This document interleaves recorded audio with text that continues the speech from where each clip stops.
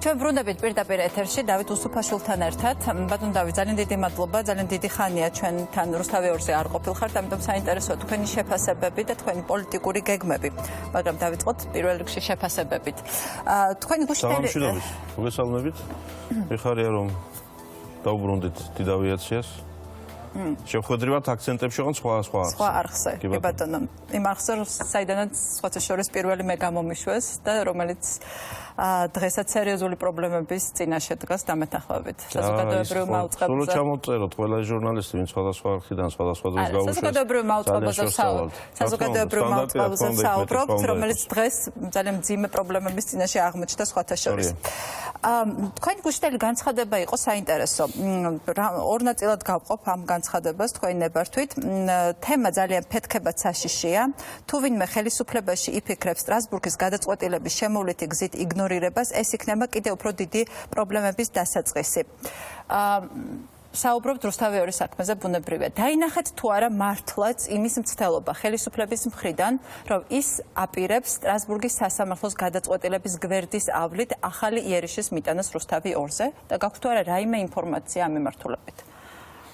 მე სრულად ცალსახად დავინახე ის, რომ ამ კონკრეტულ საკითხში სტრასბურგის სასამართლოს ის გადაწყვეტილება, რომელიც ჩვენი სასამართლოების გადაწყვეტილების შეჩერებას შეეხება, იმ ადამიანების მხრიდან, რომლებიც ერთი მხრივ გვეუბნებიან, რომ ეს კერძო სუბიექტებს შორის საკუთრების თაობაზე დავაა, მაგრამ მეორე მხრივ ამ გადაწყვეტილებით, სტრასბურგის გადაწყვეტილებით სრულად აშკარად გამოიკვეთა რაღაცა ტიპის უკმაყოფილება, აღშფოთება, შეშფოთება და ჩემი აზრით არ ვიცი, შესაძლოა პრემიერს, შესაძლოა სხვა პირებს, ვინც სამთავრობო წრეებში სათანადო გავლენებით სარგებლობენ, დაჭირდათ ალბათ გარკვეული დრო, რომ ცოტა არ იყოს მოეწესრიგებინათ რეაქციები, რომლებიც იყო არც თუ პატივისცემით გამსჭვალული იმ ინსტანციისადმი, რომელიც საქართველოსთვის რაიმე თავსმოხვეული სასამართლო კი არ არის.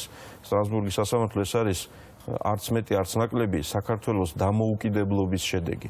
იმიტომ რომ დამოუკიდებელი საქართველო, როდესაც გახდა სახელმწიფოთა, დემოკრატიულ სახელმწიფოთა ოჯახის წევრი, აი იმ ოჯახში არსებობს წესები და რიგები და საქართველოს შეუერთდა იმ კონვენციას, რომლის შედეგადაც სამართლოს იურისდიქცია ვაღიარეთ, იმ საკითხებში ეს ვაღიარეთ ასე შემდეგ. მაგრამ ამ გადაწყვეტილებით აღშფოთებული ხალხის მხრიდან იმ ტიპის რეაქციები წამოვიდა, რომელმაც არ გაამყარა საქართველოს მოსახლეობაში პროევროპული განწყობები და გააღვივა ჩემი აზრით ის სხვა ტიპის განწყობები, რაც შეინიშნება ხოლმე სხვადასხვა წრეებში, რომ აი ახლა ბრიუსელიდან ვიმართებით და სტრასბურგიდან ვიმართებით, ეს ერთი და მეორე, რა თქმა უნდა, ეს დროული შეძახილი რჩევა, რეკომენდაცია, არ ვიცი, ყველა რაც რა უნდა ის დაარქვას თამას ხელისუფლებამ, მთავრობამ, ჩემი მხრიდანაც, სხვისი მხრიდანაც უნდა იქნეს ძალიან მკაფიოდ გააზრებული, რომ აქ ჩვენ საქმე არ გვაქვს თბილისში და ქუთაისში და ბათუმში განლაგებულ სასამართლოებთან, რომლებთან მიმართებაშიც ძალიან ხშირად არის ხოლმე იმ ტიპის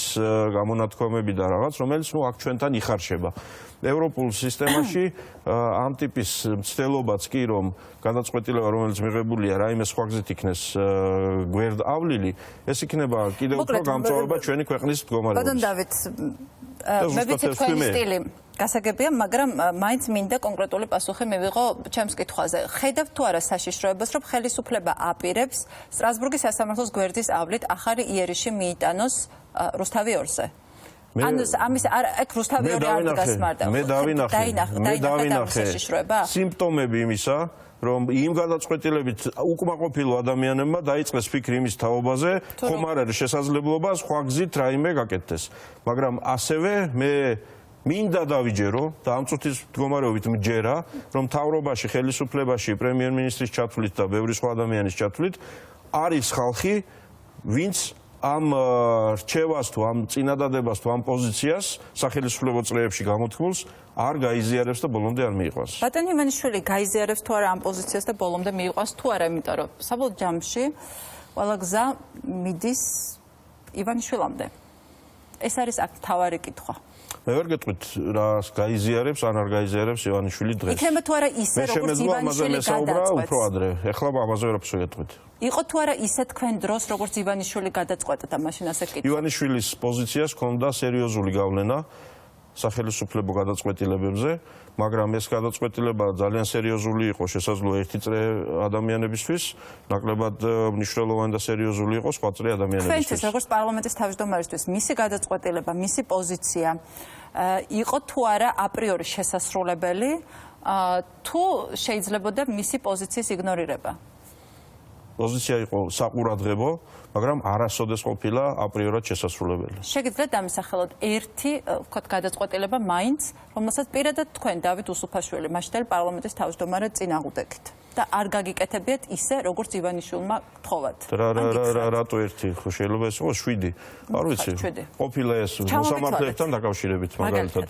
კონკრეტული მოსამართლეები, ვისთვის მხარდაჭერა იქნებოდა სწორი, ვისთვის არ იქნებოდა სწორი. კი ბატონო. ხოლო და ეს? რატო მხოლოდ ეს? კიდე რა? თქვენ მითხარით ერთი. კიდე რამდენი გითხრათ მითხარით? მოსამართლეებს ხარ ძალიან ისეთი მე მაგალითად გეტყვით ერთ კონკრეტულ ბანკის პროექტთან დაკავშირებული პერიპეტიები. ეროვნული ბანკის პროექტთან დაკავშირებული. თქვენ თვითონ მოიყვანეთ. კი, რა თქმა უნდა. მე გავაგზავნებ კითხვას და თქვენ მიპასუხეთ. ეროვნული ბანკი და საზედამხედველო ფუნქციების გამოყოფა. იყო თუ არა მაშინ ივანიშვილის კაპრიზი იმის გამო, რომ დაესაჯა გიორგი ქადაგიძე? ეს არ იყო გიორგი ქადაგიძესთან დაკავშირებული საკითხი მხოლოდ. ეს იყო მთავრობის მცდელობა, რომელსაც ივანიშვილი მხარს უჭერდა, რომ რაიმე სახით და ფორმით უზრუნველეყო ის, რომ ეროვნული ბანკის საქმიანობა ერთი მხრივ და კომერციული ბანკების საქმიანობა მეორე მხრივ არ აღმოჩენილიყო იმ ტიპის უნისონში, რომელიც შემდგომ მეტ პრობლემას შეუქმნიდა იმ ცნობილ ლარის პრობლემას, რომელიც მაშინ არსებობდა. ისევ აბრუნებენ ამ საზედამხედველოს ეროვნული ბანკის ქვეშ. მაშინ ეს რას ნიშნავს? თუ არ იყო გიორგი ქადაგიძის წინააღმდეგ მიმართული, თუ არ იყო ივანიშვილის კაპრიზი, მაშინ დღეს რატო უბრუნებენ პირვანდელ მდგომარეობას საზედამხედველო ფუნქციას, რატომ უბრუნებენ ეროვნულ ბანკს? მე მოგახსენებთ ამის თაობაზე. რა თქმა უნდა ლოგიკური კითხვაა. საკონსტიტუციო სასამართლომ ეს გადაწყვეტილება შეაჩერა, მოგეხსენებათ შეიქმნა სრული ვაკუუმი. ამ კონკრეტულ კანონს არც ერთი დღე არ უმუშავია. საკონსტიტუციო სასამართლოს გადაწყვეტილების შედეგად და გამო ის შექმნილი საზედამხედველო საბჭო თავისი ვთქვათ ხელმძღვანელი პირებით, რომელთა ხელფასის თაობაზე სხვა შორის იყო სერიოზული თემები და ჩემი პარლამენტის თავმჯდომარის რაღაც გარკვეული აქტი იყო საჭირო იმისთვის, რომ იმ ხალხს ხელფასი მიეღო და მე ამაზე ცხადია ეს არ გავაკეთე, იმიტომ რომ ეს არ გაიგეთ. ჩვენ გაინტერესებს გადაწყვეტილების მიღების სტრუქტურა ივანიშვილის არაფორმალური მმართველობის პერიოდში. ეს არის თავარი, თორე დეტალები არ საზედამხედველო. ვფიქრობთ, რომ ეხლა მე და თქვენ რამეს აღმოვაჩენთ ახალს იმასთან დაკავშირებით, რომ თუ თქვენ ბრძანებთ, რომ ეხლა ჩვენ აქ რამეს აღმოვაჩენთ იმასთან დაკავშირებით, რომ ბიძინა ივანიშვილის პოზიციას და მოსაზრებას ჰქონდა სერიოზული გავლენა და მნიშვნელობა. არა, ამაზე ვკამათობ. გადამწყვეტი თუ სერიოზული? არა, იცით რა, გადამწყვეტი შეიძლება ვიღაცის იყოს გადამწყვეტი.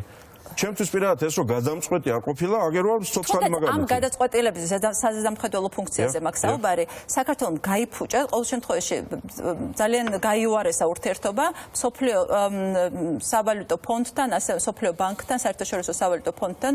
უკაცრავად ეს თქვენც იცით, ხომ? თქვენ გქონდათ ამ ადამიანებთან ძალიან წვავე მოლაპარაკებები. ძალიან კონსტრუქციული მოლაპარაკებები.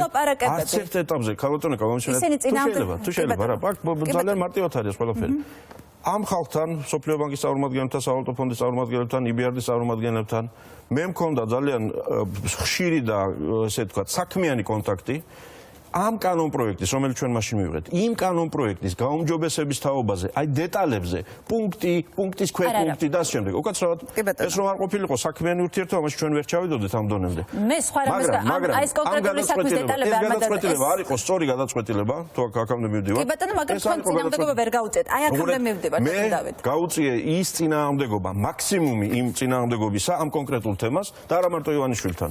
იმიტომ რომ მთავრობიდან შემოვიდა ამ თემაზე ინიციატივა, ახლა ინიციატორი ფორმალური ვინ იყო ეს ხო არის, მაგრამ თუ ამის თაობაზე ვინმე, აგერ გეუბნებით თქვენს ეთერში ვაცხადებ, თუ ვინმე სამთავრობო გუნდიდან, მაშინ ამ პროცესში ჩართული ადამიანებიდან, ივანიშვილის ჩათვლით, არ ვიცი, პრემიერი თუ მაშინდელი პრემიერი თუ მაშინდელი ეკონომიკის მინისტრი თუ მაშინდელი არ ვიცი, ვინც გნებავთ.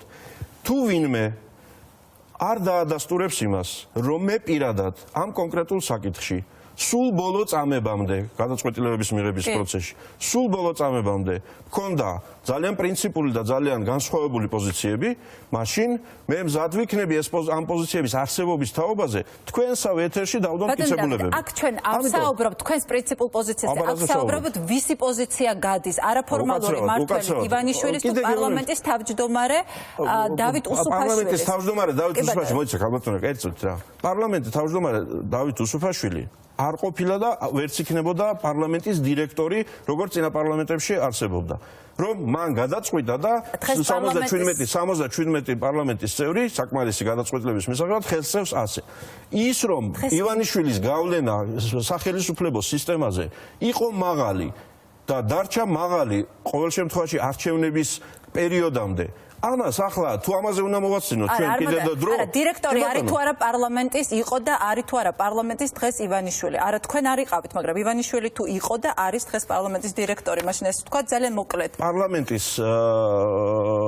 შემადგენლობა, რომელიც იყო სხვადასხვა პარტიული და სხვადასხვა კოალიციური და სხვადასხვა ასე ვთქვათ ოპოზიციური უმრავლესობური, ამ ჯგუფებს დიახ ყავდა სხვადასხვა დირექტორები. ერთი დირექტორი ძალიან ხშირად ოდესაში იყო, მეორე დირექტორი ძალიან ხშირად ჩავის ზღვის პირების გადაწყვეტილება პოლიტიკური ლიდერები სამწუხაროდ დიახ მე მომიწია იმ ტიპის პარლამენტის თავმჯდომარეობა რომელშიც ერთი მხარის ჩემგან მარჯვენა მხარე რომ იყო მისი რეალური ლიდერი იყო უკრაინაში ხოლო მარცხნივ უმრავლესობა რომ ყავდა გარდა რამოდენიმე ინდივიდისა და ფრაქციებად ორგანიზებული კოალიციის წევრებისა მისი ლიდერი წავიდა ოფიციალური პოლიტიკიდან მაგრამ მას ჰქონდა ამ გუნდზე გადამწყვეტი გავლენა. დიახ, მე ვიყავი.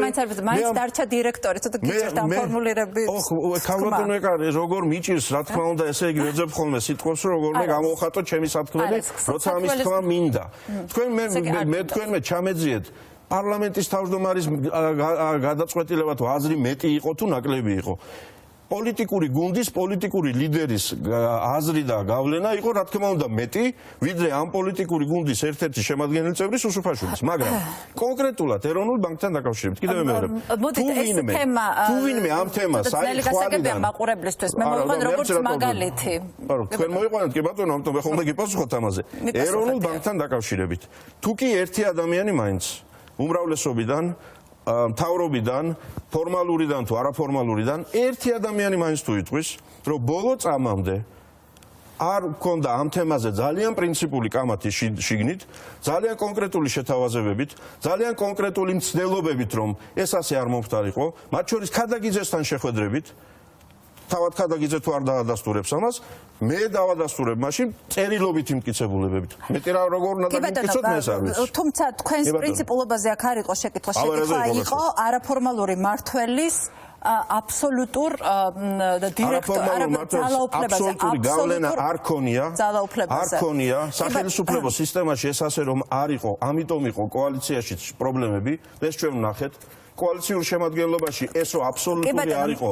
ამისი ბევრი მტკიცებულება გვაქვს ჩვენ პროცესშიც და ბოლოში. არ იყო, ასე ამბობთ. ეხლა სხვა რამე თქვით, თქვენი ციტატა მომყავს. წარსულზე ვსაუბრობდით, არ იყოზე ამბობდით. ეხლა რა არის საპარლამენტო პერიოდში? რა არის ეხლა? თქვენ ამბობთ, რომ გაღრმავდა საზოგადოების გამყოფი ხაზები. შემცირდა სასამართლოს დამოუკიდებლობის რწმენა, გაიზარდა პოლიტიკური პროცესისადმი ცინიზმი, გამძარცდა კულუარული მმართველობის განცდა, რაზეც ვსაუბრობდით. გაიზარდა საერთაშორისო ინსტიტუტებისადმი აგრესია, დამახინჯდა საკუთრების და სიტყვის თავისუფლების შინაარსი, გამძაფრდა ხო, უკაცრავად შემეშალა. შემეშალა მოგაშალოთ კიდევ ბევრი გამძაფრდა აღარ მახსოვს რა გამძაფრდა, მაგრამ რაც ჩამოვთვალეთ უკვე საკმარისია აბსოლუტურად. ესე იგი, თქვენ ამბობთ, რომ გამძაფრდა როდის შემდეგ, ახალ 2016 წლის არჩევნების შემდეგ ეს ყველაფერი, რაც იყო ადრე, რისი ნიშნებიც იყო, მოდი ასე ვთქვათ, ეს ყველაფერი გამძაფრდა ეხლა. დიახ. ჩვენ 2012 წლის მდგომარეობით მაშინ მითხარით. გეტყვით. 2012 წლის მდგომარეობით, ჩემი ღრმა რწმენით, მაშინაც და ახლაც საქართველოს მიექანებოდა ძალიან დიდი უსქლურისკენ, რომელსაც ერქვა ერთი კაცის ავტორიტარიზმი და ყველაფერი დანარჩენი ამაზე მორგებული. 2012 წლის არჩევნები, რომელმაც იმ საფრთხისგან ჩვენ გადაგვარჩინა, მან მოიტანა ის პერიოდი, რომლის გავლა ამ ქვეყანას აუცილებლად სჭირდებოდა. ჩემი ღრმა რწმენით, ქართული ოცნება ქართულ სახელმწიფოს მოევლინა იმ დროს როგორც მაშველი რგოლი. მაგრამ მაშველ რგოლს ერთი თვისება აქვს, რომ თუ სწორად არ მოიხმარე, მერე შეიძლება მახრჩობელა მარყუჟად გადაიქცეს იგივე რგოლი. სწორად მოხმარა და ოცნების სწორი სამსახური ქართული სახელმწიფოსთვის და არა ივანიშვილისთვის, უსუფაშვილისთვის თუ თქვენთვის თუ ჩემთვის. მდგომარეობდა იმაში, რომ იმ ხიფათისგან ქვეყნის ხსნას უნდა მოყოლოდა ძალიან მნიშვნელოვანი პროგრესი დემოკრატიული ინსტიტუტების გაძლიერებაში, თავისუფლებების გაძლიერებაში, მედიის, ბიზნესის, ინსტიტუტების, როგორც პარლამენტი, მთავრობა, პრეზიდენტი, პარლამენტი და ასე შემდეგ, ამ ურთიერთობების გაჯანსაღებაში, ეს უნდა მოყოლოდა. ახლა ამასობაში 2012 წელს, როდესაც ამ გლადიატორების ბრძოლაში ივანიშვილი კრებდა ლაშქარს სააკაშვილისგან ქვეყნის დასახსნელად და ამას ზუსტად ასე ერქვა, ეს ლაშქარი არ იყო მაინც და მაინც ყველაზე უკეთესი გუნდი ქვეყნის უკეთესად სამართავად. ეს იყო გუნდი სააკაშვილის წინააღმდეგ უკეთესად საბრძოლველად. ამიტომ მე პირადად და ძალიან ბევრი ჩემი კოლეგა იმ პარლამენტში ვიყავით იმ მიზნით, იმ ამოცანით, იმ მოლოდინით, რომ ამ პროცესს ჩვენ გავივლიდით ამ 4 წლის განმავლობაში ასე თუ ისე კარგად და არა ძალიან ცუდად, მაგრამ 2016 წლის არჩევნებისთვის, როდესაც ქართულ ოცნებას არ უნდა ქონოდა არანაირი არგუმენტი იმისთვის, რომ ჭირდება ჩვენ ლაშქარი და არა ქვეყნის კარგი მმართველები. არანაირი არგუმენტი იმისთვის, რომ ჩვენ გჭირდება და ქვეყანა მზად არის ნამდვილად მრავალპარტიულობისთვის და არა კონსტიტუციური უმრავლესობა ერთპარტიულობისთვის. არ ქონდა არანაირი არგუმენტი იმისთვის, რომ ეფიქრა, რომ ქვეყანაში არის, ესე იგი, არ არის საჭიროება თავისუფალი მედიის და ტელევიზიების. არ ექნებოდა არანაირი არგუმენტი იმისთვის, რომ დაესრულებინა პრაქტიკა პარლამენტში ბიზნესმენების შეყვანის, იმისთვის, რომ ამ ბიზნესმენების იქ ყოფნით ერთი მხრივ ერთგული მხარდამჭერები დაებევებინა, როგორც ამას სააკაშვილი აკეთებდა, მეორე მხრივ ბიზნესში შეეტანა არევდარება. ეს ყველაფერი უნდა დასრულებულიყო. ამ ყველაფერზე ქონდა ჩვენ საუბარი, ამ ყველაფერზე ქონდა ჩვენ მოლაპარაკებები კოალიციის შიგნით. სამწუხაროდ მივიღეთ რა? ერთი წლით ადრე დაახლოებით არჩევნებამდე, უბრალოდ 2016 წლის ადრე გაზაფხულიდან მივიღეთ ის, რომ ქვეყანა იმის ნაცვლად, რომ თვისობრივად წინ წასულიყო, ანუ 2012-16 წლების გარდამავალი პერიოდი იმ ეკლექტური სახელისუფლებო უმრავლესობით და ყველაფრით, რომელიც სადღაცამდე მოვიტანეთ. ამის შემდეგ წასულიყო წინ, ამ წინში მე ვგულისხმობ გამთლიანებასაც. ისეთ გამთლიანებას, როდესაც პოლიტიკური კონკურენცია აუცილებლად ტრობას არ გულისხმობს, აუცილებლად იმ უბედურებას არ გულისხმობს, რომელშიც ორივე ლიდერი ჩაერთო. ერთი მხრივ ოცნების ლიდერი, მეორე მხრივ ნაციონალების ლიდერი. ეს მივიღეთ ჩვენ, რომ დაუბრუნდით. შეგიძლიათ თქვათ, რომ მივიღეთ, ესე იგი თქვენ თვით, რომ 2012 წლამდე იყო ერთი კაცის აბსოლუტური ავტორიტარიზმით იმართებოდა ეს ქვეყანა, ამაში ზოგი შეიძლება დაგეთანხმოთ, ზოგი არა, პოლიტიკური შეხედულებებიდან არასაკმარისად ავტორიტარული იყო, ამაში არ მეთანხმებიან, ვიცი. მაგრამ დღეს რა მივიღეთ? დღეს 2017 წელს გვაქვს თუ არა ერთი კაცის აბსოლუტური ავტორიტარიზმი ამ ქვეყანაში. ამაზე მაინტერესებს თქვენი მკაფიო პასუხი. ძალიან მკაფიო პასუხი. არ გვაქვს დღეს, გვაქვს უარესი. ხო. ქაოსი. დღეს ჩვენ გვაქვს ქაოსით მმართველობა სამწუხაროდ. ვინ მართავს სააკაშვილის დროს იყო შიშით მმართველობა, შევარნაძის დროს იყო კორუფციით მმართველობა, ხედრიონის დროს იყო იარაღით მმართველობა, გამსახურდიას დროს იყო მიტინგებით მმართველობა, ვერ მივიღეთ კანონით მმართველობა. ჩვენ გვაქვს ახლა ქაოსი, ამ ქაოსის ერთ ნაწილის მართვას ეპოტინება ერთი ლიდერი უკრაინიდან, მეორე ნაწილის მართვას ცდილობს, როგორც ჩანს, ივანიშვილი. როგორც ჩანს, იმიტომ რომ მე ივანიშვილი არ მინახავს პირადად, ძალიან დიდი ხანია ბევრი თვეა. ქვეყანას ვინ მართავს, ბატონო? მე ამ ნაწილში ქალბატონო ეკა, მაქვს ერთი ძალიან კაფიო მოსაზრება ჩემთვის, პირადად ჩემთვის და მე ამას ვაპირებ მივყვე, ეს ყველას დავის გადასაწყვეტია. როდესაც ჩვენ იმ არაფორმალურ ლიდერებზე თუ არაფორმალურ მმართველობაზე ვსაუბრობთ, ამითი ვაკეთებთ იმასაც, რომ ის ადამიანები, რომლებიც კონკრეტულად არიან პასუხისმგებელი ბათუმში წესრიგის დაცვაზე, საქმის გამოძიებაზე, ეკონომიკურ მდგომარეობაზე და ასე შემდეგ, ეს ხალხი ვრჩება პასუხისმგებლობის გარეშე. მე ვაცხადებ, რომ მე საქმე მაქვს პრემიერ-მინისტრ კვირიკაშვილთან, მინისტრ არ ვიცი ამასთან, მინისტრი იმასთან და ასე შემდეგ. აი კეთილინებოს ამ ხალხმა ისე როგორც მე უნდა ვაგო პასუხი 4 წლის განმავლობაში. ჩემს მიერ მიღებულ ნებისმიერ გადაწყვეტილებაზე. მე ვარ პასუხისმგებელი. ვინ რა მითხრა, ვის რა უნდოდა, ვის რა მოწონდა, ფორმალურს თუ არაფორმალურს, ეს ერთი საქმეა, მაგრამ ვინაიდან ვიჯექი იმ სკამზე, კეთილი უნდა ვინებოდა ვნებულობ ამას, ვაგო პასუხი ყველაფერზე მე პირადად. დღეს და ხვალ ჩვენ ჩემი აზრით, მოქალაქეებმა, საზოგადოებამ, მედიამ, ოპოზიციამ არ ვიცი ვისაც მიწნებათ. პასუხი უნდა მოთხოვოთ იმ ადამიანებს, ვინც ხედან კონკრეტულ სკამებს და გვეუბნებიან, რომ ჩვენ ეს ვართ. აი, ვის მოსაზრებებს უფრო მეტად აქცევენ ისინი ყურადღებას, ეს პასუხისმგებლობის ნაწილში. თუ ჩვენ გადავიდეთ პასუხისმგებლობას სხვაგან, ამით მივიღებთ პრობლემას. უკაცრავად, ვისგანაც თქვენ ახლა პასუხისმგებლობას ითხოვთ? იმ ადამიანებს, ვინ ნიშნავს? დასჯავს ვინ ნიშნავს? ვინ ნიშნავს? დაჯექი იმ სკამზე, დაჯექი უკაცრავად, ბოდიშვიხტი, რა კონკრეტულად არ გულისხმობ, მაგრამ თოჯინად დავჯექი? თუ სხვამ თუ გადაწყვიტა ჩემი დანიშვნა, ესე იგი რა, მე აი ზუსტად ასე იყო ეგ ამბავი. მიხეილ სააკაშვილის დროსაც ერთი კითხვა მაქვს. თუ არ დაემორჩილება ბიძინა ივანიშვილის კონკრეტულ განკარგულებებს, კვირიკაშვილი, პრემიერი კვირიკაშვილი, ხვალ იქნება თუ არა კვირიკაშვილი პრემიერ-მინისტრი? მე ზუსტად ვიცი, რომ რაც ჩემს პერიოდში ყოფილა, ზუსტად ვიცი, რამოდენიმე პრინციპული საკითხი, ამას მე ვერ ვიტყვი, არ ვიტყვი, თავად კვირიკაშვილი თუ იტყვის, მეც ვიტყვი. რამოდენიმე ძალიან პრინციპული საკითხი, რომელშიც კვირიკაშვილი არ დათანხმებია ივანიშვილის პოზიციას. ეს ვიცი, ნამდვილად ვიცი. არ მე მეგეუბნებით, ეს არ არის ჩემი თემა და ჩემი საქმე. კვირიკაშვილს ვერ ვეკითხებით, იმიტომ რომ ჩვენ გადაცემაში სტუმრობაზე. თქვენი ამბავია. თუ არა ივანიშვილის ეს განცხადება, როდესაც ღარიბაშვილი პრემიერობიდან მოხსნა, მოდი ასეთ ფორმულირებას, ან გადადგა თვითონ, როგორც თქვენ იტყოდით. მაშინ თქვა, რომ ის 6 ჯერ იყო მოსული და მკითხა, აღარ არის დრო რომ წავიდე? ხო, გახსოვთ ხო ეს ფორმულირება კარგად? კი, როგორ არა? ანუ ეს რას ნიშნავს, ბატონო დავით? აი ზუსტად მაგას. რას? ზუსტად მაგას. როცა აღარ მოუნდება ივანიშვილს ღარიბაშვილი ყავდეს, ან კვირიკაშვილი ყავდეს. ეთერს გაუჩნდეთ.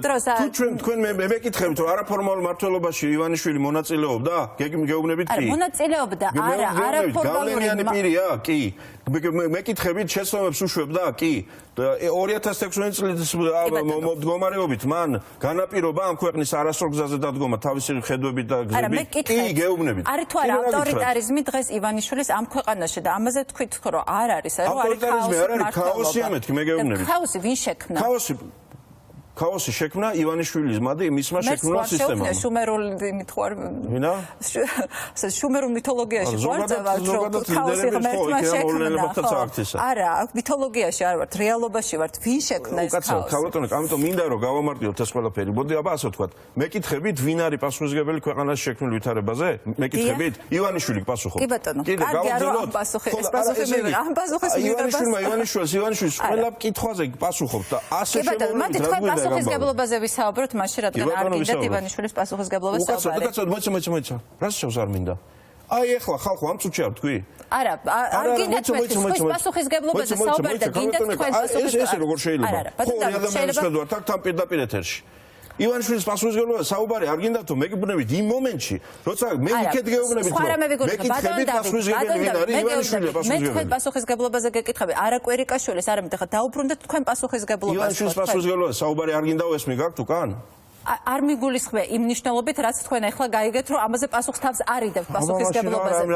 თქვენ პირად პასუხისმგებლობაზე გეკითხებით, მაგაზე გეკითხებით, ამიტომ თუ შეიძლება გადავიდეთ. თქვენ თქვით, რომ იგივე ციტატაში, რომ ეს შემცირდა სასამართლოს დამოუკიდებლობის რწმენა, რომ დამახინჯდა საკუთრების და სიტყვის თავისუფლების შინაარსი, გაიზარდა საერთაშორისო ინსტიტუტების აგრესია. მე თქვენი პარლამენტის თავმჯდომარეობის დროინდელ ამბებს შეგახსენებთ. როდესაც რუსთავი ორზე ვლაპარაკობ, სწორედ თქვენი პარლამენტის თავმჯდომარეობის პერიოდში მოსამართლე ურთმელიძემ მიიღო გადაწყვეტილება, რაც მიიღო და ყველაფერთან ერთად დაწერა განჩინება, რითაც ჩვენ განგვისაზღვრა, როგორი უნდა იყოს სარედაქციო პოლიტიკა. მაშინ არ იყო რწმენა შემცირებული სასამართლოს მიმართ და არ იყო სიტყვის თავისუფლების გაგება დამახინჯებული. და მე ამას ვამბობ, რომ 1 იანვარს მოხდა ეს ამბები მეთქი. არა, 1 იანვარს თქვენ თუ შემცირდა, მაგრამ მაშინ არ გვახსოვს თქვენი პოზიცია რუსთავი ორთან დაკავშირებით თუ გაგვახსენებ მივიღებ ამ გახსენებას. Რაღა ეს ვერ გაიხსენეთ და ესე თქვენ გაქვთ საუკეთესო არქივი, თქვენ გაქვთ საუკეთესო, ესე იგი, არ ვიცი, პროდიუსერები და ასე შემდეგ. Რაღა ეს გახდა ასეთი ფული, რომ მაშინდელი ჩემი განცხადება. ურთმელიძე იქნება თუ არ ვიცი მე რომელიც მე გავაკეთე პირველივე დღეებში განცხადება, რომელსაც სულ ვამბობდი, ბოლოშიც ვამბობდი და რა ვიცი, ახლაც გეუბნებით. მე ვთქვი, ძალიან მნიშვნელოვანი რამ, ყველას გასაგონად, ჟურნალისტების, არ ვიცი, ხელისუფლების და ასე შემდეგ, რომ ორი მოდავე მხარე, ვინც ღია იმაში გამოვიდა მოდავეებად. ხალვაში და სააკაშვილი. რუსთავი ორთან დაკავშირებით. მუდამ იყვნენ ჩართული არასწორ ურთიერთობებში და გარიგებებში. ამას ქვეყანაც გადააყოლეს თავის დროზე და ახლა მეორე ჯერზე და ახლიდან იწყება იგივე პროცესი, რაც არის დაუშვებელი, რაც არის ქვეყნისთვის დამაზარალებელი, ტელევიზიისთვის დამაზარალებელი, დემოკრატიისთვის დამაზარალებელი. თქვენ თუ მეუბნებით, რომ ურთმელიძის კონკრეტული გადაწყვეტილება რატო არ გამოვიტანე პარლამენტის ტრიბუნიდან განსახილველად? განჩინება, როდესაც ის უკაცრავად სიტყვის თავისუფლებას გვიზღუდავდა მოსამართლე და გვიზღუდავდა რა უნდა ყოფილიყო სარედაქციო პოლიტიკა. რუსთავი ორთან დაკავშირებით. ამასთან დაკავშირებით ძალიან საინტერესო იქნებოდა სიტყვის ჩემი პოზიციები ღია, საჯაროდ, არ ვიცი, სატელეფონოდ, ხო ყველაფერი ჩაწერილია გვარამიასთან, ყველას ლაპარაკი. თქვენც ხო ჩაწერილი გაქვთ, გამოჩნდა რომ თავად იწერდით ყველაფერს. გამოაქვეყნოს გვარამიამ ყველაფერი. რა, ბატონო დავით. ჩვენი საუბარი სატელეფონო ამ თემებზე, ძალიან ბევრ სხვა თემაზე. თქვენი პირადი საუბარი აბსოლუტურად არ გვაინტერესებს. თქვენი როგორც პარლამენტის თავმჯდომარის პოზიცია ჩემი პარლამენტის თავმჯდომარის პოზიცია იყო ის, რომ თუ თქვენ დაგხურავენ, მეორე დღეს მე მივდივარ თანამდებობიდან. პარლამენტის თავმჯდომარეს მეტი რა გინდა რომ გეთქვა მითხარი. ესაც თქვით, გვარამიას თქვენს ეთერში, აი აქ ამ ტელეფონობა. არ არის გასაგები, ქალბატონო ეკა.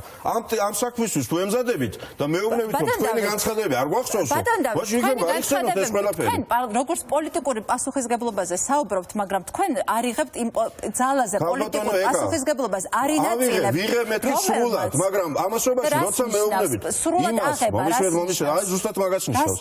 ზუსტად მაგას ნიშნავს, რომ გეუბნებით ამ თქვენს ეთერში, აი აქ ამ შენობაში ეს მაქვს ნათქვამი, რომ მეორე დღეს მივდივარ თუ თქვენ დაიხურებით და მეუბნებით რომ თქვენ პოზიცია არ გვახსოვს ამასთან დაკავშირებით. სასამართლოზე გააკეთეთ თუ არა განცხადება? რა სასამართლოზე მითხარი?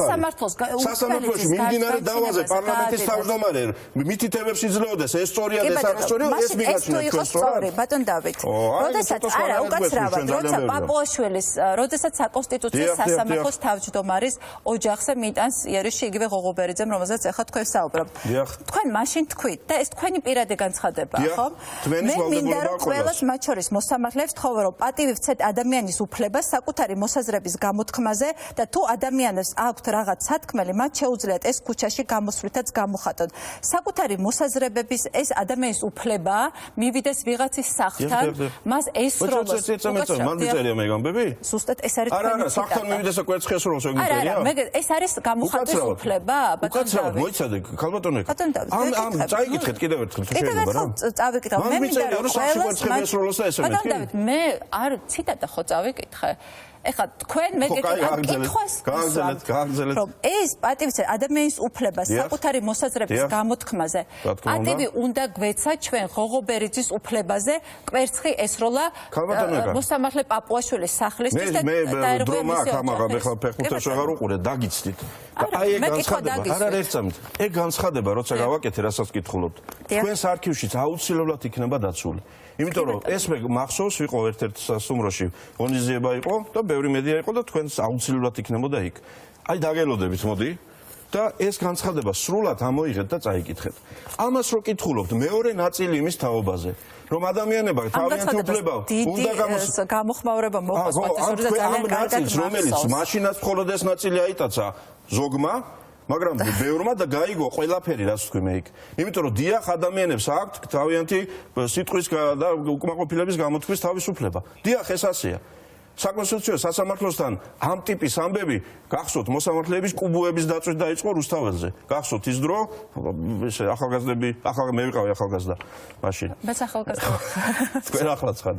მოკლედ ესე იგი ეს არის დიახ თქვენი სვალდებულება ჩვენი. მაგრამ კიდე რას ვამბობ მე იქ რომ სასამართლოს საქმიანობაში ჩარევა მოსამართლეებზე ზეწოლა გიორგი პაპუაშვილი ისევ ახლა თუ ამაზე ვსაუბრობთ ხო გიორგი პაპუაშვილთან ამ თემებზე, ამის მომიჯნავე მანამდე კიდე ძალიან კონკრეტულ რაღაც საკითხებზე და ამ შემდეგ. როგორც პარლამენტის თავმჯდომარე, რას ვეუბნებოდი, რას ვაკეთებდი, როგორ ვაკეთებდი? ბატონ, არის კონკრეტული ფრაზები, რომ მოსამართლეებს თხოვ, რომ პატივი ვცეთ ადამიანის უფლებას საკუთარი მოსაზრების გამოთქმაზე და თუ ამ ადამიანებს აქვთ რაღაც სათქმელი, მათ შეუძლია ეს ქუჩაში გამოსვლისას გამოხატონ. თუ შეიძლება მომცეთ ეგა? კი ბატონო, აი მე კაპანცებლო ტელემაყურებლებო, მე კიდევ ერთხელ მინდა წავიკითხო ეს და დღესაც მივმართავ მოქალაქეებს, მათ შორის დღეს მოსამართლეების გადაწყვეტილებით უკმაყოფილო მოსამართლეებს და ყოველთვის ხვალაც და ზეგაც ვინც იქნება ამით უკმაყოფილო, ყველას მივმართავ და ვკითხულობ იმას, არა, მე თავად ჩემი სიტყვები რომ ესე იგი მე არქივში აღარ იყოს მოსაძებნი, კიდევ მინდა გავიმეორო. მე მინდა რომ ყველას მათ შორის მოსამართლეებს ვთხოვო, რომ პატივი ვცეთ ადამიანების უფლებას საკუთარი მოსაზრებების გამოთქმაზე. და თუ ადამიანებს აქვთ რაღაც სათქმელი, მათ შეუძლიათ ეს ქუჩაში გამოსვლითაც გამოხატონ. კიდევ მეორებ და აღარ წავიკითხავ, მე მგონი ყველა მოისმინეს. ეს გულისხმობს იმასაც, რომ რუსთავიორის საქმეზე უკმაყოფილო მოქალაქეებს, რომლებსაც გაუჩნდათ სურვილი ქუჩაში გამოსვლის და საუბრის. დიახ, მათ ჰქონდათ ქუჩაში გამოსვლის უფლება. სასამართლოსთან რომ მივიდა მოქალაქეები, უზენაეს სასამართლოსთან და თავიანთი პოზიციები უნდა გამოეთქვათ. ამის უფლება აუცილებლად, რა თქმა უნდა. არა, კიდე წავიკითხავ, რომ აი ესე იგი რა ვიცი. ყველას აქვს უფლება გამოვიდეს, გამოთქვას მოსაზრებები, თუ აქვს რაიმე სათქმელი, მათ შორის სასამართლო გადაწყვეტილებებზე. აქვე კიდევ ვიმეორებ, ყველას გასაგონად, ყველას ვიმართავ, სასამართლომ სამდღიანი პატიმრობა შეუფარდა ღობერიძეს. ყველას ვიმართავ, რომ ჩვენ არასოდეს არაფერი არ გვეშველება, სანამ ჩვენი უფლებების დაცვას კანონის ჩარჩოებში არ გავაკეთებთ. არ პატივს აღწევთ. თავ ესე გამოდის, მე ესე გავეკე. რა გაიგეთ ასე? კარგი, თქვამ როგორც გაიგო, ისე გაიგო. მოდით მაყურებელმა გაიგოს, როგორც გაიგოს თქვენი ეს ციტატა. მაშინ რადგან მოსამართლეებზე ვსაუბრობთ, იღებთ თუ არა პასუხისგებლობას გვენეტაზეს დაუჭერეთ თუ არა მხარი? დიახ. და იყო თუ არა სწორი გადაწყვეტილება თქვენი მხრიდან? ჩემი აზრით იყო სწორი გადაწყვეტილება. მე ვისურვებდი რომ დღესაც იგივეს ფიქრობთ, კარგი უზენაეს სასამართლოს კარგი თავმჯდომარეა? მე ვთვლი რომ სასამართლო სისტემაში ჩვენ დავიწყეთ კარგი საქმეები, იგი ის საქმეები ბოლომდე ვერ მივიყვანეთ და მერე გავაფუჭეთ კიდეც ჩვენი მმართველობის დროს. დავიწყეთ სწორი საქმეები, პირველ ტარღად წოდებული სასამართლო რეფორმა, მათ შორის ძალიან ბევრი ამ გამჭვირვალობის თვალსაზრისითაც, მოსამართლეების თვითმმართველობის თვალსაზრისითაც, რომელიც საერთოდ არ არსებობდა, მოსამართლეთა კონფერენციის უფლებამოსილებები და მთელი ამბები, ეს სწორად გავაკეთეთ. ჩვენ გავაკეთეთ სწორი დანიშვნები უზენაეს სასამართლოში, ჩემი აზრით და დღესაც ვთვლი რომ სწორი იყო. მერე მოხდა არასწორი ის რომ შეყოვდა, გადაიდო და აგერ დღემდე მოვიდა სხვა საკითხები სასამართლოში, კერძოდ ძალიან კრიტიკული მნიშვნელობის საკითხი, საქმეთა შერჩევის პრინციპი, ელექტრონული შერჩევის პრინციპის არ შემოღებას სამწუხაროდ შეეწირა ყველაფერი დანარჩენი, იმიტომ რომ ეს თემა როგორც ჩანს ძალიან ბევრისთვის იყო აბსოლუტურად მიუღებელი. ჩვენ დაუშვით ძალიან დიდი და სერიოზული შეცდომა, ჩვენ ამ შემთხვევაში ხელისუფლებას გულისხმობდა ვიღებ ამაზე პასუხისმგებლობას, მიუხედავად იმისა, რომ მეც და ბევრ სხვასაც ძალიან აქტიური პოზიცია ჰქონდა საწინააღმდეგო, ეს ეხებოდა ეგრეთ წოდებული მურუსიძის თემას და ასე ვთქვათ, მურუსიზაციას სასამართლო სისტემის, რომელმაც საბოლოო ჯამში ის სწორი და კარგი გადაწყვეტილებებიც სადაც ძალიან სერიოზული ჩრდილი და ზიანი მიაყენა. ამიტომ მე ვთვლი რომ დღეს ჩვენ გვაქვს ძალიან მძიმე ვითარება სასამართლო სისტემაში. მე ვთვლი რომ ერთ-ერთი ყველაზე დიდი პრობლემა რაც ქვეყანას აქვს არის დევალვაცია სახელმწიფო სისტემის და საერთოდ საძალაუფლებო სისტემის, რაც ძალიან სახიფათო თემა და მოვლენაა.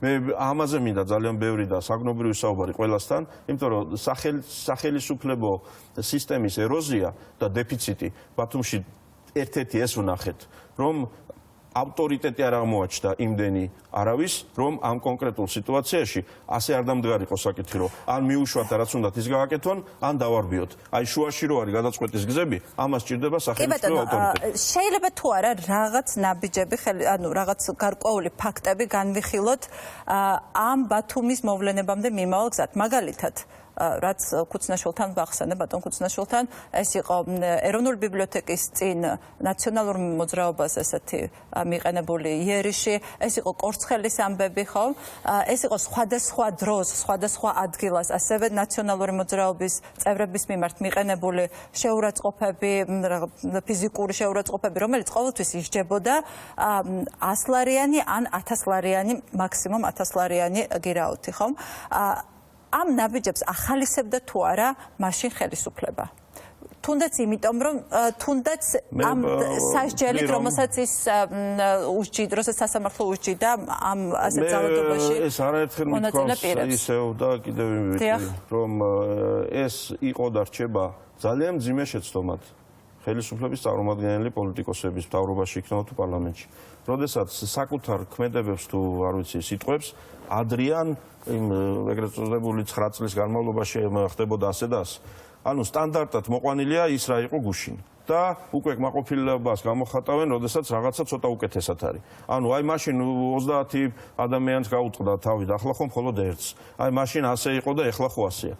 ეს არასწორი პრაქტიკაა, ეს არასწორი მიმართულებაა. რა თქმა უნდა, ამას მეტი და მეტი მოყვება თუ არ იქნა სწორი მიმართულება დანახული. ბათუმის ინციდენტის პოლიტიკურად დაცველ მოძრაობაზე ჩამოკიდება. კი ბატონო, ეს მარტივია, იმიტომ რომ ვის რა შეეშალა იქ და ვინ რა ჩაიდინა ცალკე თემა. ამიტომ გამარტივდა რომ მთელი ბათუმი ჩამოუკიდოთ დაცველ მოძრაობას. მაგრამ ეს არასწორი იქნება. ეს მორიგი არასწორი მცდელობა იქნება იმისა, რომ საკუთარი თემები და პრობლემები დავმალოთ, სხვას ჩამოუკიდოთ და ამით თითქოს ხო კარგადაა ყველაფერი. ეს არასწორია. ამ ტიპის გამოხტომებს და მოვლენებს და ასე შემდეგ უნდა ჰქონდეს და უნდა ჰქონოდა უფრო სისტემური, ასე ვთქვათ, არ დაშვება და მე ერთი ძალიან მნიშვნელოვანი რამ მინდა ასე ვთქვა, რომ როდესაც პოლიტიკოსები ამბობენ, რომ ჩვენ ხო არ დავსჯით ვინმეს, ან ჩვენ ხო ვერ წავავლებთ ვიღაცას და ჩვენ ხო არ გავაკეთებთ ამას. ეს ასე მარტივად არ არის საქმე. დიახ, პოლიტიკოსები ვართ სადღაც, იმიტომ რომ ანგარიშვალდებულად ვამყოფოთ ჩვენს წინაშე ის ადამიანები, ვინც მერე დასჯაზე და წესრიგზე არიან პასუხისმგებელი. ამიტომ ეს პოლიტიკური დაპირისპირება, რომლის ასე ვთქვათ, არ გამოვიდოდა, მაგრამ მნიშვნელოვნად შეერბილება იყო ჩემი აზრით განვლილი 4 წლის აი პარლამენტის მთავარი ამოცანა ეს ვერ გამოგვივიდა.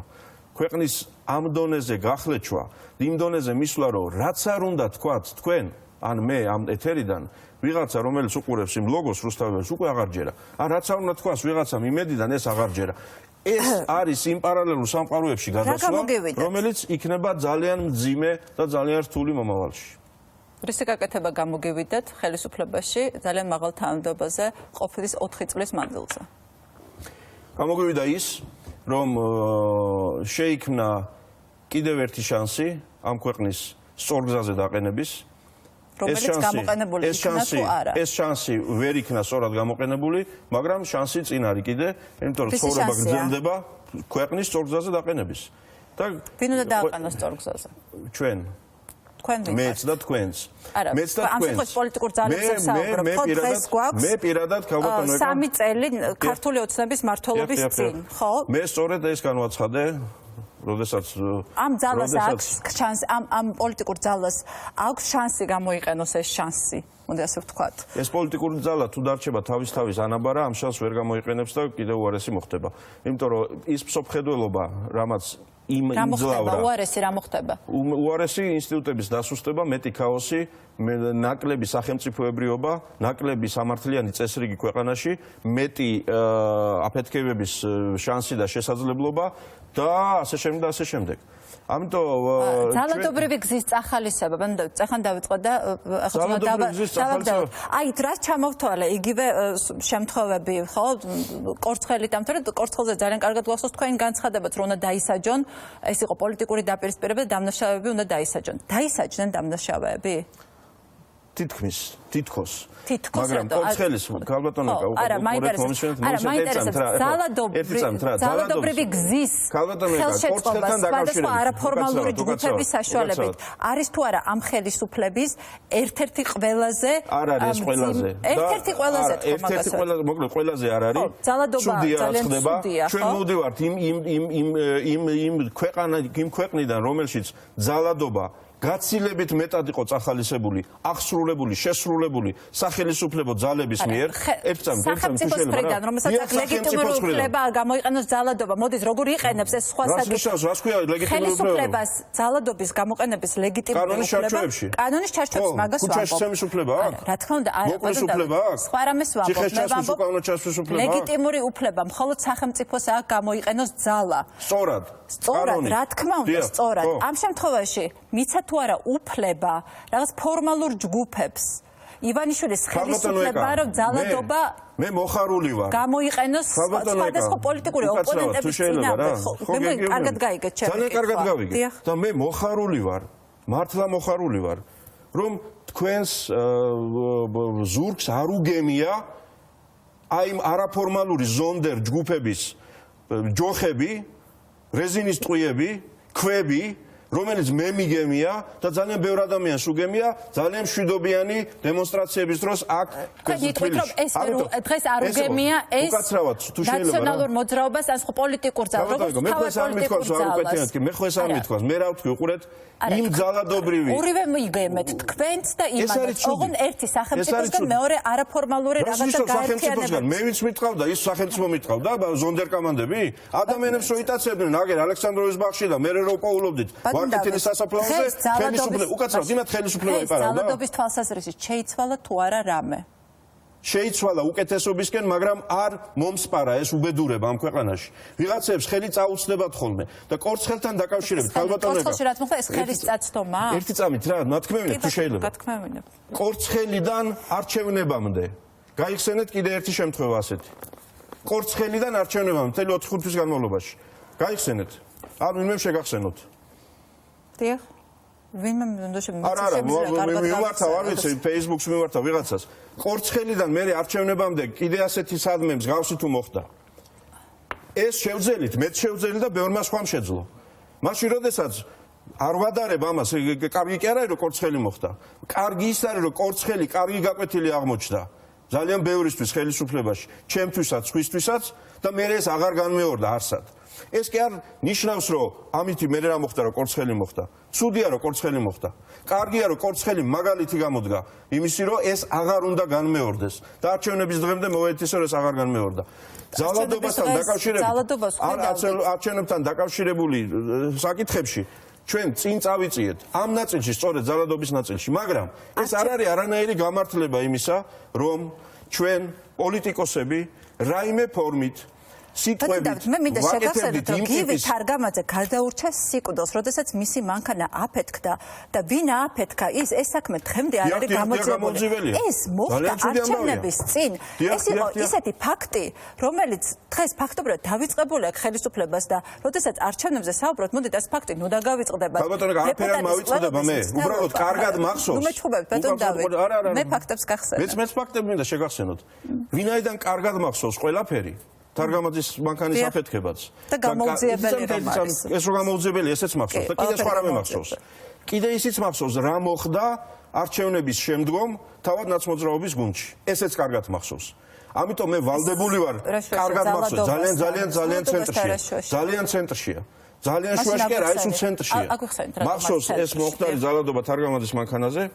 ვიცი რომ ეს საქმე არ არის ბოლომდე გამოძიებული და ისიც ვიცი რომ კონკრეტულად იმ პოლიტიკურ სუბიექტში განხეთქილება რაც მოხდა შემდგომ ზუსტად ამ ტიპის თემას შეეხო.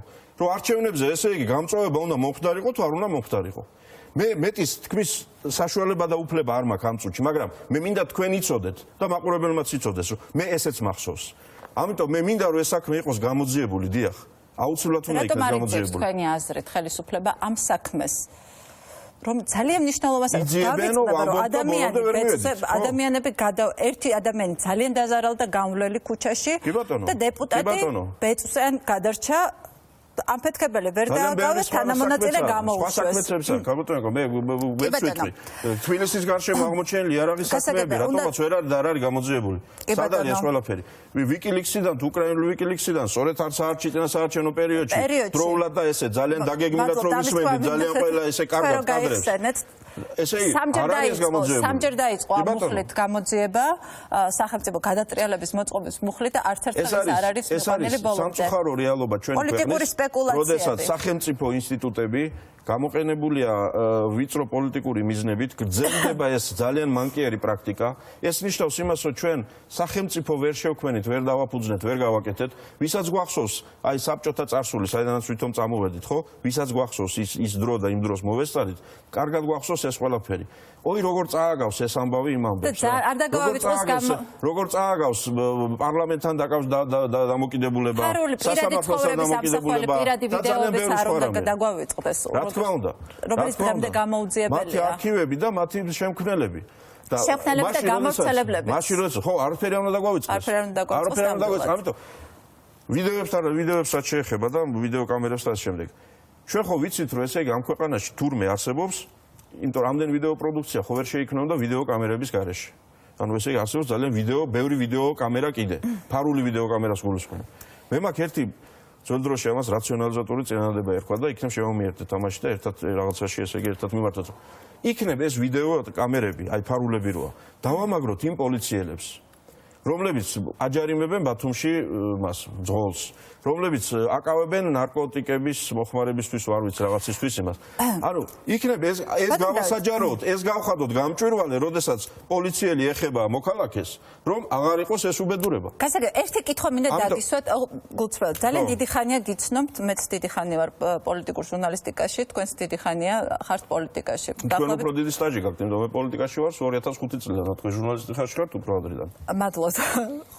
კარგად ვიცნობთ დაწყების დღიდან თქვენ საქმიანობას და ისიც კარგად მახსოვს, როდესაც სააკაშვილის გუნდში იყავით ვარდების რევოლუციის შემდეგ, თუ სწორად მახსოვს, კონსტიტუციის ცვლილება გახდა ერთ-ერთი ბიძგი თქვენთვის, ცუდი ცვლილება ძალიან, დიქტატურისკენ გადადგმული ნაბიჯი, იმ დროს კონსტიტუციის ის ცვლილება გახდა თქვენთვის გადამწყვეტი, რომ წამოსულიყავით იმ გუნდით და გადასულიყავით ოპოზიციაში. და მაშინ თქვით, თქვენ როგორც მახსოვს, ძალიან მაღალ თანამდებობებზე უარი. ხო, სწორი ვარ? ძალიან რეგიდოთ და მოგიყვებით. კი ბატონო, არა, თუ სწორი ვართ, ეს ანუ სწორი არა, მაგრამ ძირითადში სწორი, კი ბატონო. ძირითადში სწორი ვარ.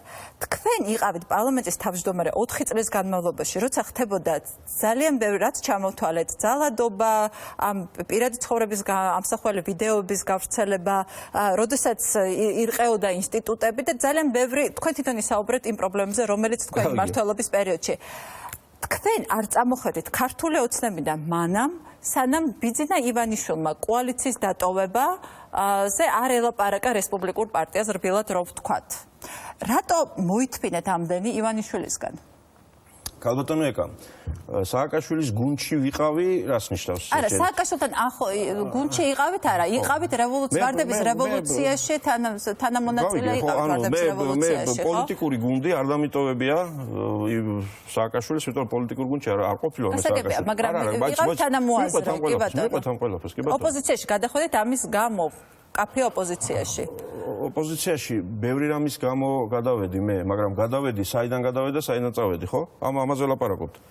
ამიტომ ამ ყველაფერს ძალიან სერიოზული დეტალები აქვს, ასე ვთქვათ. მე სააკაშვილის პოლიტიკური გუნდის წევრი არ ყოფილვარ. სააკაშვილს უნდოდა რომ მე ყოფილიყავი მისი პოლიტიკური გუნდის წევრი. პოლიტიკური საპარლამენტო არჩევნების წინ მისი წინადადება იყო რომ მე ყოფილიყავი საპარლამენტო სის ნომერი პირველი. და პარლამენტში მე შევსულიყავი, გახსოვთ სააკაშვილი მე საკრებულოს თავმჯდომარე იყო და არაპირებდა არ მონაწილეობდა საპარლამენტო არჩევნებში. მაგრამ მე არ გამختار რომ კითხვა სხვა იყო. ივანიშვილის პერიოდში რატომ ითქვენდით? თუ შეიძლება ამდენ ქალბატონო ეს ცალკე კითხვა ამას გიპასუხებ. მაგრამ ასე დაყენება საკითხის რომ ესე იგი თითქოს სააკაშვილის პერიოდში მე ვიყავი მისი გუნდის წევრი და მე რაღაცაზე ესე იგი აუხტი და წავედი მალე და აი ივანიშვილთან დიდხანს ვითმინე. ასე არ არის საქმე. კიდე გეუბნებით, სააკაშვილის პოლიტიკური გუნდის წევრი არ ყოფილა და იქიდან ვერსად ვერ წავიდოდი. ეხლა აქეთ გადმოვიდეთ ამ თავისთავად დამოუკიდებელ საკითხს შევეხოთ, ხო? რას და რატო ვითმენდი და როგორ ვითმენ და რას ვაკეთებდი. ჩვენ დღეს ვსაუბრობთ იმ პრობლემებზე, რომელიც სალაპარაკოა, რომელსაც გავარჩიეთ და რომელზეც ვისაუბრეთ. მაგრამ ახლა იმაზე საუბარი რომ ესე იგი უსუფაშვილი 4 წელი იქ რადგან იყო ამითი ცუდ საქმეს აკეთებდა იმ პერიოდში, არა, რა თქმა უნდა, ამაზე არ გეთანხმებით. მე ვაკეთებდი ის მაქსიმუმს. გავლენიანი პირი არ იყავით თანამონაწილე იმ პოლიტიკის, რომელსაც ის ხელისუფლება ხელისუფლება ატარებდა ამის მონაწილეც ვიყავი, რაც იმ ხელისუფლებამ სწორი და კარგი გააკეთა. ვაგებ პასუხს სასამართლოს, რა თქმა უნდა ვიღებ პასუხისგებლობას. ყველაფერზე ვიღებ პასუხისგებლობას. კარგზეც ვიღებ პასუხისგებლობას. იმავე სასამართლოში სწორად გადადგმულ ნაბიჯებზე, თვითმმართველობაში სწორად გადადგმულ კანონებზე და ნაბიჯებზე, გამგებლების არჩევითობის შემოღებაზე, ანტიდისკრიმინაციულ კანონმდებლობაზე ვიღებ პასუხისგებლობას. ძალიან ბევრ რამეზე, სისხლის სამართლის კოდექსში ძალიან სერიოზულ საკითხებზე, საპროცესო კოდექსში სერიოზულ, რა თქმა უნდა ვიღებ პასუხისგებლობას. იმაზეც ვიღებ პასუხისგებლობას, რა არ მოხდა, რა ავიცილეთ თავიდან უარესი. ეს მე დავიწყებას ეძლევა ხოლმე, რა თქმა უნდა, ეგ არ არის მნიშვნელოვანი. რა თქმა უნდა ვიღებ პასუხისგებლობას. თქვენ არ ყოფილიყავთ კიდევ უფრო უარესად იქნებოდა სიტუაცია? და დღეს უარესად არის იმის იმიტომ რომ თქვენ არ ახართ. დღეს უარესად არის, ამაზე არ ვლაპარაკობ. მაგრამ ადამიანები, რომლებსაც გვეკისრება კონკრეტული სახელმწიფოებრივი ამოცანები და ფუნქციები, კონკრეტულ მომენტში და კონკრეტულ სიტუაციაში, ჩვენ უნდა ვემსახუროთ, მაქსიმუმი უნდა გავაკეთოთ იმისთვის, რომ საქმე გაკეთდეს სწორად. მოდგება მომენტი, როცა ეს შეუძლებელია, მე რეაქცია შეუძლებელია. დავასრულოთ, რას აპირებთ? მოდი ამაზე შევთანხმდეთ, თქვენ ხო გადიხართ ეთერში კვირაში რამდენჯერ? ერთხელ. კვირაში ერთხელ, ეს ცოტა ცუდია, მაგრამ არა უშავს. უახლოეს ხანებში კიდე გვაქვს სხვა თოქ-შოუს არჩევანი. ესე იგი, შემოგთავაზოთ, რომ მაგ თემაზე დეტალურად და საფუძვლიანად თუ გაგიჩნდებათ სურვილი, იმის გამო რომ ალბათ გაგიჩნდებათ სურვილი, მე მზად ვარ გესტუმროთ და ვისაუბროთ ძალიან დეტალურად ამ ყველაფერზე. მე ვაპირებ ძალიან სერიოზულ აქტიურობას. პარტიის შექმნა ეს არ არის. მოდი ესე ვთქვათ. თქვენ და ჯერ მე თავად და მე თინაზეც თინა ხიდაშელი არ აპირებს იმ საქმეში აქტიურობას, რომელშიც მე ვაპირებ აქტიურობას, თინა იქნება აქტიური, მაგრამ არა ამ მიმართულებით საქმე იქნება. ესეც საინტერესოა. მიდის, არ ვიცი, მიდის როდის მოვიდა თინა პოლიტიკაში, ჩემი მოსვლის არ იყოს. აქტიური ცხოვრებით იცხოვრეს, მაგრამ პოლიტიკური და წმინდა პოლიტიკურით რაღაც პერიოდი არ იქნება. მე ამ თემაზე მექნება ძალიან სერიოზული შეთავაზება საქართველოში აქტიური პოზიციების მქონე ძალიან ბევრი ადამიანისთვის, იმიტომ რომ მე მგონია რომ არის საჭიროება იმისა, რომ ყველა ჩვენგანი, თქვენც, მეც და ყველა სხვა 5 წუთით შევჩერდეთ, სულ 5 წუთით და შევხედოთ ჩვენს რეალობას, არა იმ გადმოსახედებიდან, იმ ფანჯრებიდან, რომლებშიც ვხედავთ ახლა, არამედ ცოტა უფრო ზოგადი გადმოსახედიდან და დავინახავთ, რომ ქვეყანას ჭირდება ძალიან სერიოზული და ძალიან ფუნდამენტური შველა.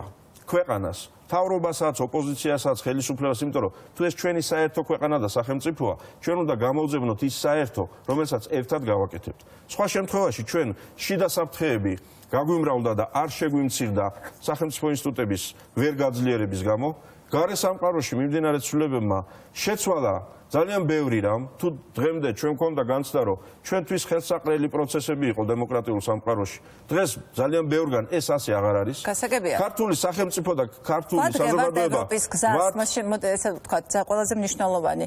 ვადგევართ თუ არა, ადგას თუ არა ქართული ოცნების ხელისუფლება განუხრელად ევროპის გზას. ქართული სახელმწიფო დღევანდელი მთავრობის ხელში ადგას ევროპის გზას.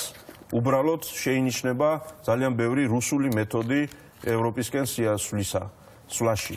ამ რუსულმა მეთოდებმა დაღუპა უფრო კაფეოდ დემონსტრირებული პროევროპული წინა ხელისუფლება, იმიტომ რომ სწორედ პრორუსული მეთოდებია მედიის რაღაცა ტიპის ჩარჩოებში მოქცევის მცდელობა, საკონსტიტუციო უმრავლესობები პარლამენტში, სასამართლოზე რაღაცა ტიპის გავლენები, ეს არის რუსული მეთოდები. პრობლემა იმაშია, რომ რუსული მეთოდებით ევროპისკენ სვლამ ერთხელ კრახამდე მიგვიყვანა, მე არ მინდა რომ ეს გაგრძელდეს დაუსრულებლად. ერთი მოკლედ, ძალიან მოკლედ პასუხი. პოლიტიკური პარტია იქნება აუცილებლად, მაგრამ ეს არ იქნება ერთადერთი და ამ ინტერვიუს შემდეგ დარჩებოთ თუ არა ამ მომრჩეველს შთაბეჭდილება, რომ თქვენ ჩადგებით ივანიშვილის პრინციპულ ოპოზიციაში. საინტერესოა ხომ? ნახოთ. დარჩება როგორ შეთაბეჭდილება დარჩება როგორი ოპოზიცია თუ ესაა ესე იგი თუ ესაა ყველაზე მნიშვნელოვანი საკითხი და თემა და ასე ვთქვათ ისევ კითხვა რომელზეც გინდოდა დაგესვა მოკლედ ვკითხეთ და გპასუხობთ დიახ გასაგებია თქვენ დგებით ივანიშვილის პრინციპულ ოპოზიციაში არა ეს მაყურებელს საინტერესო შესანიშნავი მაგალითია ქალბატონო ეკა იმისი რაც ჩემი აზრით გასასწორებელი გვაქვს ქვეყანაში. იმიტომ რომ საინტერესოა ვის წინააღმდეგ იქნება უსუფაშვილი ან კვესიტაძე ან ვინმე. ესაა საინტერესო. ესე იგი ამ ქვეყანაში ვის ებრძვი, ესაა მნიშვნელოვანი. ვინ არ გიყვარს, ვინ გძულს, ხვალ ვის უნდა ეჩხუბო. აი ამას თუ გავაგრძელებთ, ჩვენ ძალიან დიდი წარმატებით ერთმანეთს მოვუღებთ ბოლოს, დავასუსტებთ იმ რესურსებს, რაც გვაქვს, ნაციონალურ მოძრაობას ჰქონდა თუ ქართულ ოცნებას აქვს, ამ რესურსების ხარჯზე მე თქვენთან დიდი ხანი შემიძლია დებატები, მაგრამ სამწუხაროდ ჩვენ ფორმატი შეზღუდულია, დიდი ხანი ეთერში ვართ, შეგვიძლია ეთერის მიღმა გავაგრძელოთ. ძალიან დიდი მადლობა რომ იყავით ჩვენთან ერთად, მოგიწვევთ კიდევ თქვენს უფრო დაწვრილებით გვესაუბროთ თქვენ საომავლო გეგმაზე. ძალიან დიდი მადლობა იმისათვის რომ გაუძლებთ ჩვენ ხანგრძლივ სატელევიზიო ეთერს. დიდი მადლობა ჩვენ მომავალ ხუთშაბათს შევხვდებით ერთმანეთს.